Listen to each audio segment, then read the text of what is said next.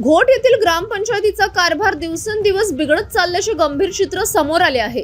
गावातील स्वच्छतेची पूर्णपणे वाताहत झाली असून कचऱ्याची ढीग, साचलेले घाण पाणी आणि अस्वच्छ परिसर यामुळे नागरिकांचे आरोग्य धोक्यात आले आहे।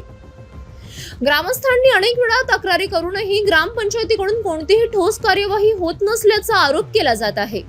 त्यामुळे ग्रामपंचायतीला मिळणारा निधी नेमका कुठे खर्च होतो असा संतप्त सवाल आता उघडपणे विचारला जात आहे।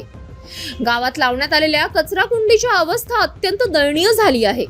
कुंड्या भरून वाहत असून कचरा खाली टाकला किंवा वरून टाकला तरी परिस्थिती काहीच फरक पडत नाही।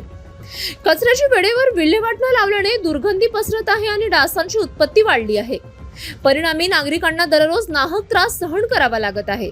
विशेष म्हणजे या समस्यांमुळे लहान मुले, ज्येष्ठ नागरिक आणि महिलांना अधिक त्रास सहन करावा लागत असून आजारांचा धोका वाढला आहे। तरीही ग्रामपंचायतीकडून दुर्लक्ष होत असल्याने नागरिकांमध्ये संतापाची लाट उसळली आहे। गावातील काही भागांमध्ये तर रस्त्याच्या कडेला कचऱ्याची ढीग साचून राहिली असून त्यावर भटक्या जनावरांचा वावर वाढला आहे।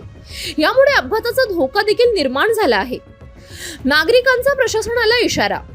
ग्रामपंचायतीने तात्काळ स्वच्छतेचं मोहीम राबवून कचऱ्याची विल्हेवाट लावावी, डास नियंत्रणासाठी उपाययोजना कराव्यात आणि निधीचा पारदर्शक हिशोब द्यावा अशी ठाम मागणी ग्रामस्थांनी केली आहे।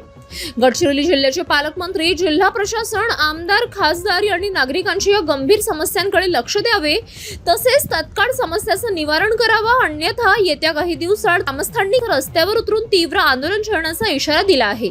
तर नाली साफ जे याचं काही पुष्कळ निधी येतात, तर त्या निधीचं काय झालं, म्हणजे निधी जाते कुठं, तुम्ही असे काही बोलले का नाही? नाही, काहीच बोलले नाही आम्ही, पण त्यांना विचारले त्यानंतर ते लोक आम्हाला सांगत होते। तुमच्या मी आता ग्रामसेवकाला फोन लावले असता, ते त्यांना मीटिंगला गेले आहेत असं त्यांनी सांगितलं मला। तर याच कामाविषयी मला त्यांच्याशी बोलणं होतं। पाहिजे आमच्या नाल्याला गोटे मिळाले पाहिजे। आमच्या नाल्या आम्ही मच्छरमुळे आमचे पोरं बारा बिमार पडतात।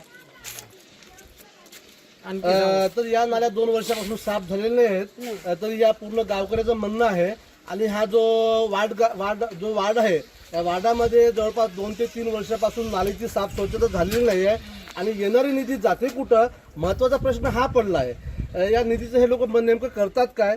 मागील जे ग्रामसेवक होते त्यांनाही कळवून त्यांची बदली होऊन त्यांच्या जागेवर दुसरे कर्मचारी बसलेले आहेत। आज त्यांना मी स्वतः संपर्क केला असताच त्यांनी आज मीटिंग आहे असं सांगितलं होतं। धन्यवाद। नवराष्ट्र निर्माण प्रतिनिधी मी संदीप भिवनकर, घोट, गडचिरोली। नवराष्ट्र निर्माण न्यूजसाठी संदीप भिवनकर, तालुका चामोर्शी, जिल्हा गडचिरोली।